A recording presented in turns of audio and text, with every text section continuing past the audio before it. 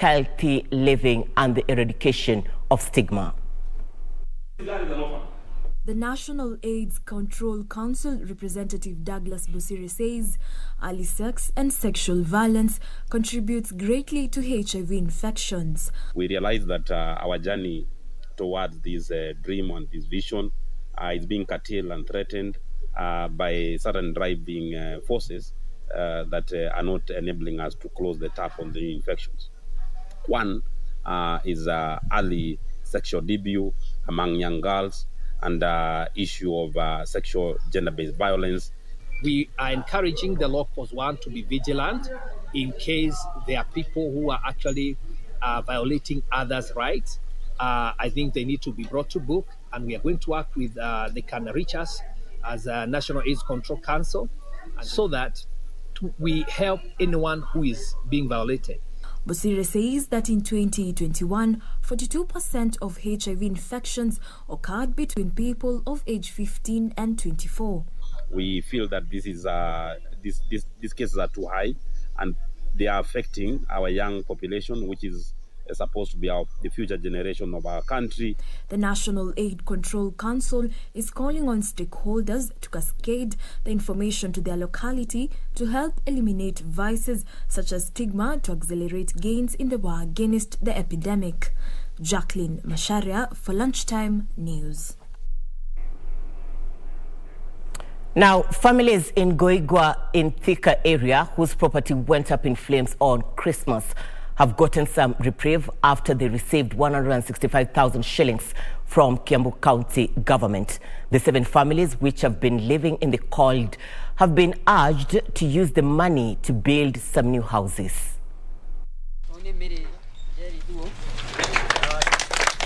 Thika Town MCA Andrew Kimani asked the families to use the money to start small businesses. Tunauliza wenye wamebarikiwa na mali na wenye ni wa roho safi, juu kupeana sio mali, kupeana ni roho. Wenye wako na roho ya kusaidia hawa watu waniambie niweze kuwaleta kwa hawa watu, ili mwenye ataweza kuwasaidia na 5,000, 10,000, 20,000 ndio hawa watu wangu waweze kurudi kwa laini yao ya maisha. The 7 families lost their belongings after their houses were destroyed by fire last Christmas and have been depending on well-wishers for survival.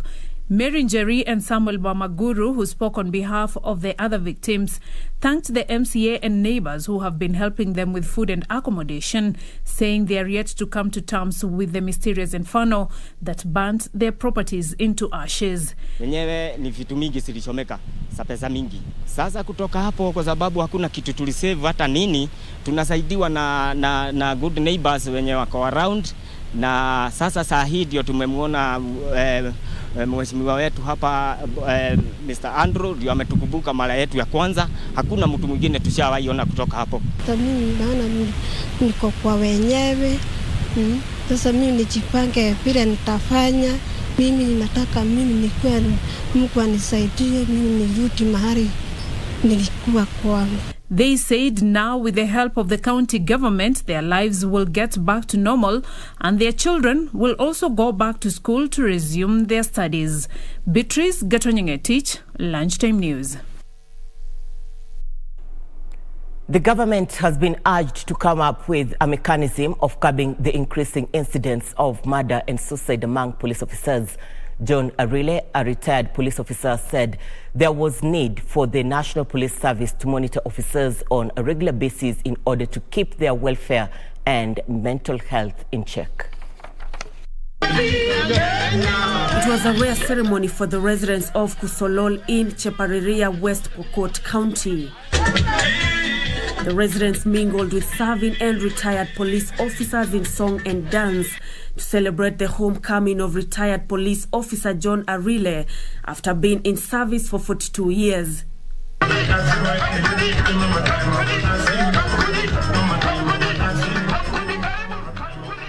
Some of the officers gracing the occasion came from as far as Kamukunji in Nairobi, where Arile once served. Arile was treated to a grand entrance where he marched to the venue of the ceremony as if inspecting a guard of honor. The cake to mark the ceremony was decorated in police colors with congratulatory messages written on.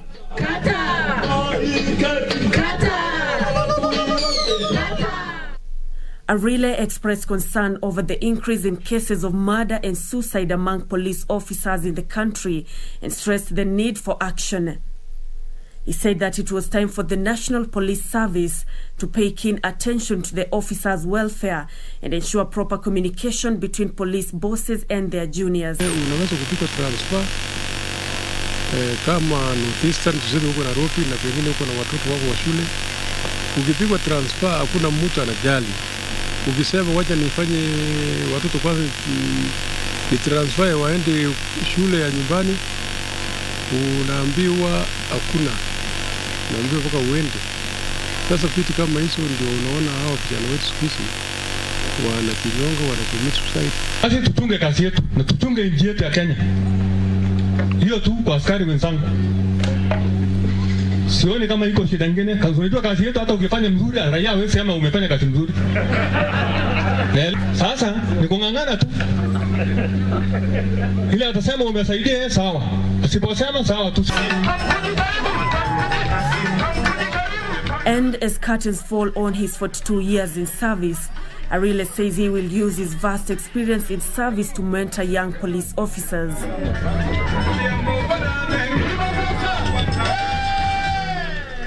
Nancy Okwari, Lunchtime News. The country's efforts to increase forest cover from the current 7% to 10% may not bear fruits if the continued use of firewood as the dominant cooking fuel in the rural areas is not mitigated. Of late, clean cooking has become a reliable entrepreneurial venture for many Juakali artisans and innovators who are making modern stoves that use briquettes as an alternative to fossil fuels.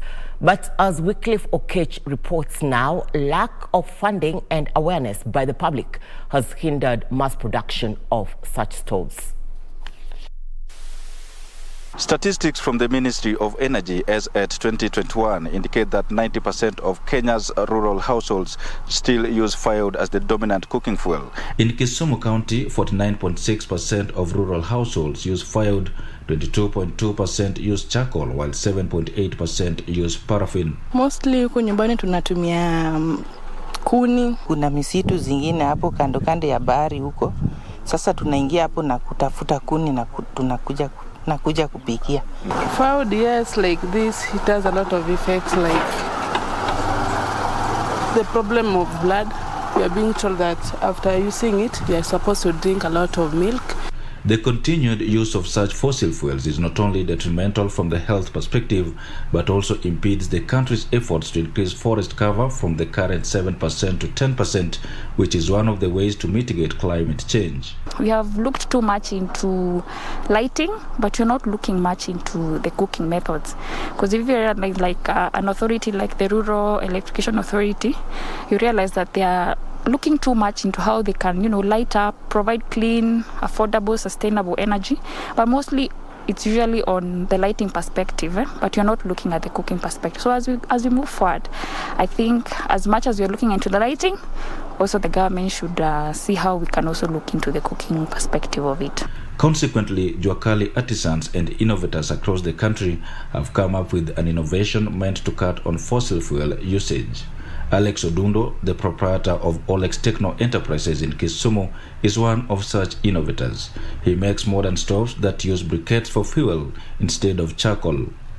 This device here is a kind of stove that is helping our people to burn on non-carbonized briquettes. Non-carbonized briquettes is known as is a product that is made out of waste. But for some time it has been used in boilers most of the times. But then we were trying to find a way of making it something that can be used by small users, like domestic in domestic usage or hotels or in schools. Alex says he has showcased the product to a number of potential buyers, some of whom have made a purchase while some remain skeptical, hence demotivating him from mass production. Okay, people are very positive about it, But now, for somebody to just pick up and start using it. And while Laban Okeo from the Kisumu County Energy Department maintains that 100 million shillings was allocated for enterprises in the current financial year, access to these funds remain unclear to many innovators. We do encourage the entrepreneurs in the clean cooking sector. Yeah, we inform them about the funding. We tell them to get organized so that they can access the funding. It is not limited to a specific type of enterprise. Recently, the Kisumu Water and Sanitation Company raised concerns over a decrease in water levels in River Kibos due to climate change, thus affecting water supply in the county. This is enough evidence that continued use of fossil fuels hinders efforts to mitigate climate change, with both levels of government challenged to adopt more precise policies and strategies to curtail the trend. The adoption of modern cooking stoves is one of the ways that both levels of government can adopt to phase out the use of fossil fuels. This should include funding the Juakali artisans to produce such stoves in large numbers and also conduct sensitization campaigns in the rural areas to increase uptake. Wycliffe Okech reporting for Channel 1. Good to have you, Okech. Now, to other matters. A young woman in Wamita village, Gatundu South, is appealing to well-wishers to help her raise 2 million shillings to enable her undergo medical treatment in India. Anabel Mudhoni suffers from multi-level cervical spondylodiscopathy, or otherwise known as arthritis of the spine. She says the condition has significantly impeded her mobility and is unable to do even the simplest of chores. For 5 years, Anabel Mudhoni Wanyoike has been dependent on her family for almost everything. She can neither walk nor move around the house like she used to as a teenager. Anabel's spine has been rendered ineffective by arthritis.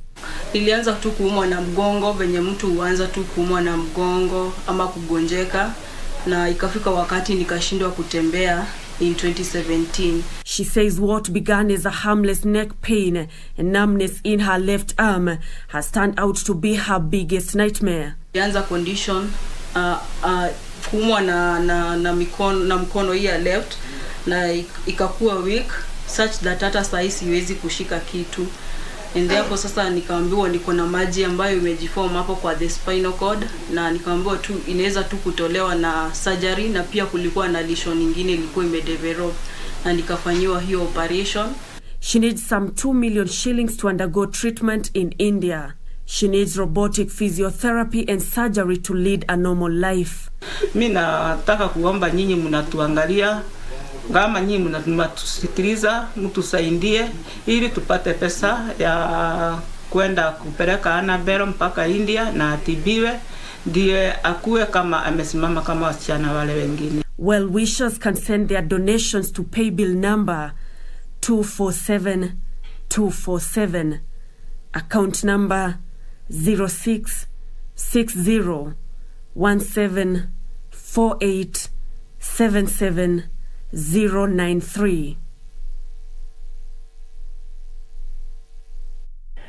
We wish nothing but the best for Anabel and the family. We are taking a short commercial break. We'll be back with more. Stay with us.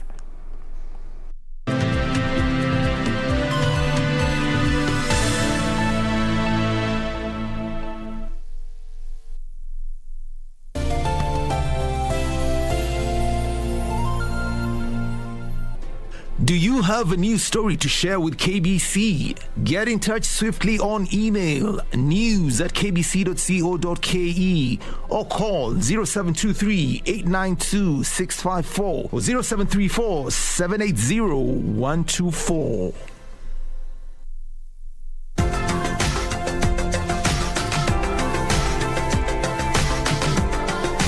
This week on Your Health, we take you to Nambale and share with you a journey that has seen hundreds of lives of children in the area saved courtesy of the 4-dose jab. Malaria has been a great burden in this part of the country, and it's one of the diseases that has led to deaths of under 5s, mostly pregnant women, because they are the group that is mostly affected.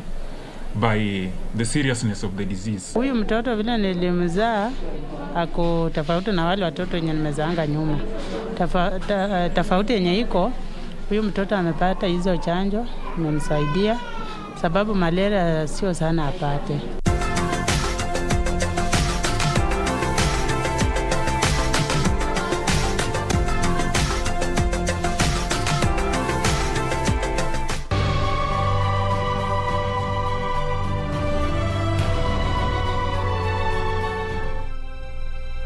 Taking Isaac to Malaria, we'll sacrifice to the Lord. Father, why do we sacrifice? We sacrifice out of obedience. It's how we worship. My God! Have mercy, oh God! Where is the lamb for the burnt offering? The Lord will provide himself a lamb.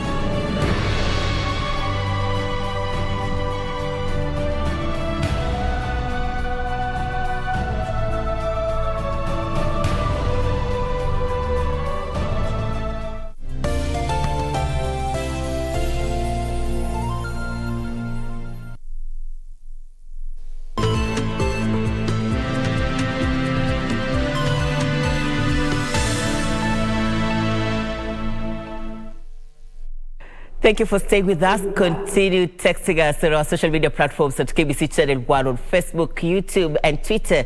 Indeed, we'd like to hear from you. Now, the Kenya National Union of Teachers, NAT, has moved to reassure its members and tutors who wish to enlist in the union that there is no cause for alarm in the union, as it has mended its frosty relations with the Teachers Service Commission, TSC. NAT Secretary General Collins Oyu said the lost glory of the once giant Teachers Union is back, as thousands of teachers have rejoined the union in the ongoing recruitment drive aimed to register at least 150,000 new members. National membership of about 300,000 teachers, Kenya National Union of Teachers NAT faced massive exit of teachers who cited frustrations owing to the bad relationship between the union and the Employer Teacher Service Commission. The union's also were deepened by leadership wrangles that led to the exit of its Secretary General, Wilson Sosion. Well, it is true. We cannot hide that the membership of Kenya National Union of Teachers really went down drastically, especially when Kenya National Union of Teachers had an infighting with Teachers Service Commission.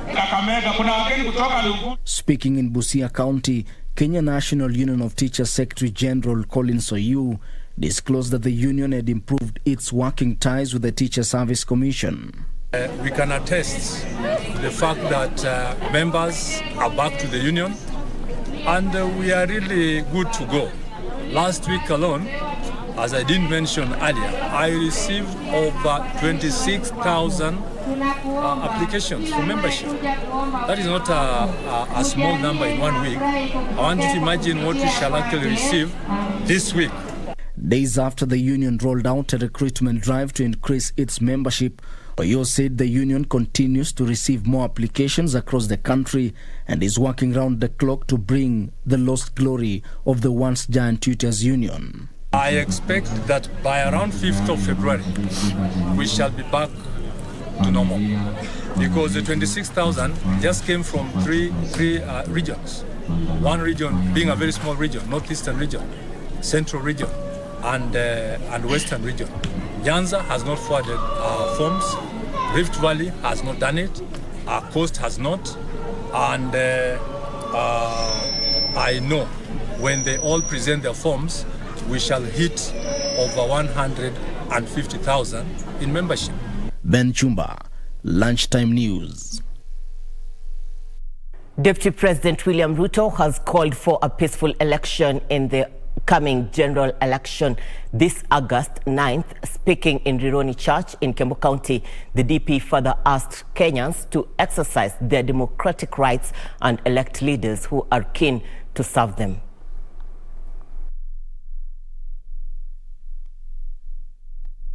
letu la Kenya ya kwamba tufanye uchaguzi wa amani, tuhakikishe ya kwamba kila mtu anapata nafasi ya huru na haki kuchagua yule mtu ambaye anamtaka bila ya kushurutishwa, kulazimishwa ama kusukumwa kwa njia yoyote, kwa sababu tunaamini ya kwamba vile Biblia inasema kura ndio inaamua mashindano, na kura zenu ndio itaamua, ndio tuweze kuendelea na kujenga taifa letu la Kenya.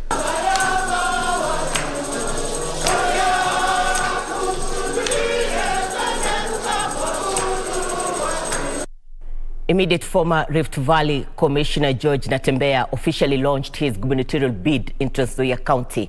Speaking in Kenyatta Stadium, Trans Nzoia County, Natembeya vowed to address historical land injustices and steer development in the county.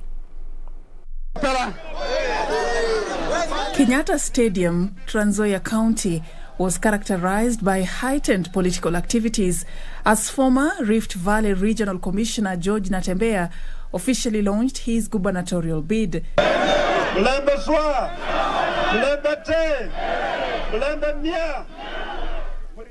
Natembeya, who was joined by a section of leaders allied to the Azimio la Umoja and the Democratic Action Party of Kenya, pledged to ensure all landowners in the county have title deeds. Napeana pledge yangu leo. Ukuwe na shamba kiasi gani, hata kama ni nusu point, hata kama ni chini ya point, lazima utakuwa na title deed yako. Elsewhere, a section of elders from the Kuria community in Migori County has accused Kuria West Member of Parliament Matthias Robi of disrespecting them for alleging that their recent endorsement of ODM leader Raila Odinga as their preferred presidential candidate is illegitimate. When Baba left Kuria, somebody somewhere wrote a statement that the elders who did the coronation were not legitimate. I want him to tell us the legitimate elders that he knows, because the elders cut across the 4 clans of Kuria, and we know them that Mzee so and so, Mzee so and so, Mzee so and so is an illegal and legitimate elder. The MP, who is allied to Deputy President's United Democratic Movement, had recently distanced himself with the elders' endorsement, claiming that the fate of the Kuria community will not be left in the hands of a few individuals. The person I saw yesterday moving around and a section of people endorsing him, that is a big lie. Raila's presidential bid has also received backing from a section of women in Kilifi allied to the Pan-African Alliance, the party associated with Kilifi Governor Amason Kingi. Led by former ambassador to Zambia, Sophie Kombe, they lauded Raila's efforts to bring peace in the country. Tuna msimamo na tunampenda kama rais wetu wa 2022, ndo atakuwa rais wetu wa 5 hapa Kenya. Lakini nawaambia kwa pwani, wakati wetu umefika. Ni sisi tujikubali kwamba sisi tuko wengi. Traders from Kiambu County have accused presidential aspirant Jimmy Wanjigi and Kiambu County ODM coordinator George Wanyugi of owing them over 300,000 shillings, which was meant to facilitate their transport and arrangement for a rally in Muranga. The traders further said that the meeting with Wanjigi in his Westlands office aborted as security officers lobbed tear gas at the gathering. Sisi tunataka kusema lazima watu wapewe haki yao. Sasa hapa kuko na watu wa matatu tulitafuta gari zao. Wiki ni 2 hazijalipwa. Wanjigi alipe hiyo pesa na tumempea 7 days. Kama hata kuwa amelipa hiyo pesa, tutachukua hatua ingine. Finally, a section of leaders from Kisii County has thrown its weight behind the Political Parties Amendment Act, saying it seeks to increase political democracy by allowing candidates to run on either coalition party tickets or individual parties. The law that has come into force, which was passed in Parliament recently and assented to the President, now gives a formula and a very clear criteria on how public funds that are given to political parties are supposed to be shared out. For Lunchtime News, I'm Safin. Former Kipkelion Member of Parliament Margaret Langat has called on the government to erect a monument for cooperatives at Kipkelion town in Kericho County to signify where the foundation of the cooperative movement in the country was laid in 1909. Lumbwa Cooperative Society was the first to be registered in the country and across the region under the British laws. Langat also urged the National Museums of Kenya to develop Fort Tenan archaeological site where the species of the specimen Kenya Pithecus were first found by Louis Leakey in 1962. Unajua ile nyumba ya magunia pale tulikuwa tumeomba serikali i-reserve kama monument ya cooperatives katika Kenya ulimwengu mzima, because the first cooperative in the world ilikuwa hapa Kipchoria mamani, na tuliandika barua. Koros alikuwa clerk hapa anajua, tukapatiwa nafasi. We want to reserve it as a monument, alafu baadaye tutafuta nafasi ya kujenga college ambayo itakuwa inafunza cooperative management and development na courses zingine ambazo zinahusiana na hiyo. We are going to make sure that National Museums of Kenya develops the Fort Tenan archaeological site ili iweze kuleta tourists wengi tuweze kushughulika na mambo ya hawa.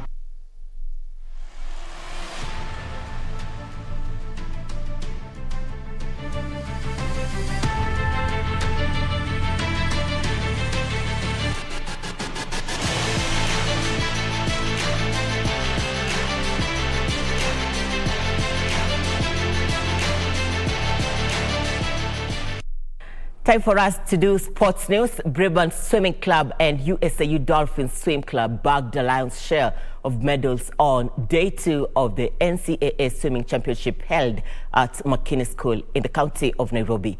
The 2-day event brought together 27 swimming clubs.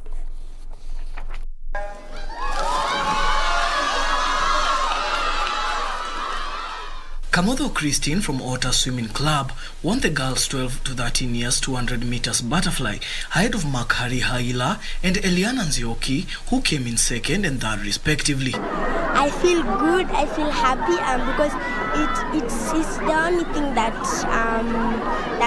helps you is obedience and discipline. My goal is to go for the Olympics and swim for Kenya, and my other goal is to be the best swimmer in Kenya and in the world. I started swimming when I was around 2 years old. I feel excited and proud of myself.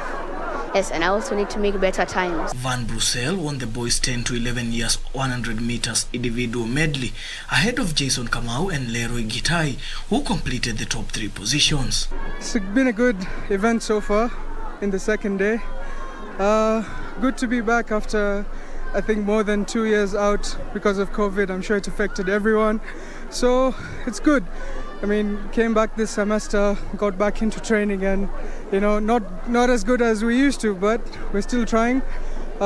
Not too far off from our usual events, but I mean, the work has shown, and we're slowly getting there. 27 teams took part in the NCAA Swimming Championship. Daniel Mwendwa, Sport. Teenager Dango Ouattara scored the only goal and was sent off as Burkina Faso surprised Tunisia to reach the Africa Cup of Nations semi-finals. Host Indomitable Lions of Cameroon also advanced to the last 4 after humbling Gambia 2-0. From underneath his nose, and here is Burkina Faso. Dako Ouattara ran on to Beati Touré through ball, held off 2 defenders and cut inside before firing in. It's in the back of the net, look at that! Look at that! However, Ouattara was sent off in the 82nd minute for an elbow on Ali Malhoul. The Stallions, who have never won the tournament, will meet the winner of the semi-final tie between Terega Lions of Senegal and Equatorial Guinea. Elsewhere, host Indomitable Lions of Cameroon advanced the last 4 after trouncing Gambia 2-0. Toko Ekabi gave Cameroon the lead in the 50th minute, glancing it from Collins Fai's right-wing cross.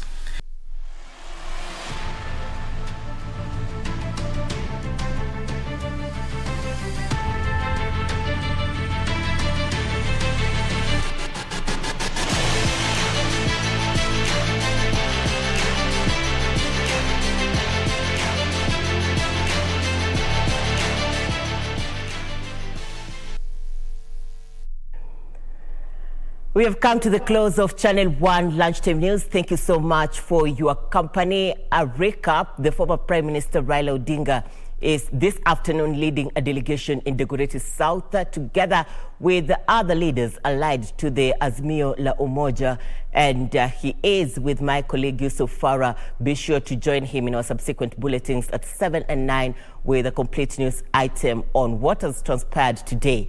This as the Azimio la Umoja visits several parts in the county of Nairobi. Now, quick acknowledgements for those who have been part and parcel of this bulletin. Simon Gatanga, you said you've been watching KBC Channel 1.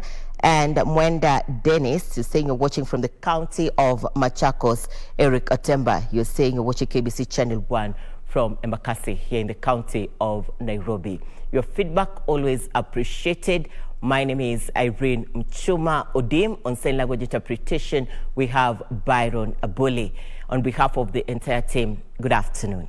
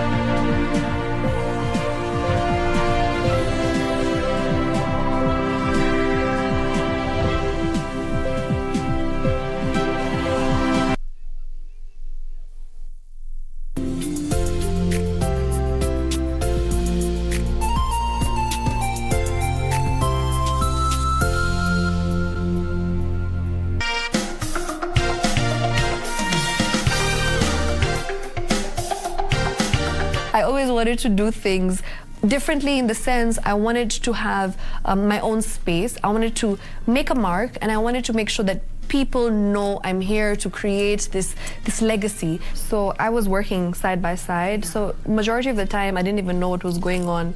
My mom, she was the one who was losing her mind. Yeah. I was being very calm, and I was literally just, on the sideline.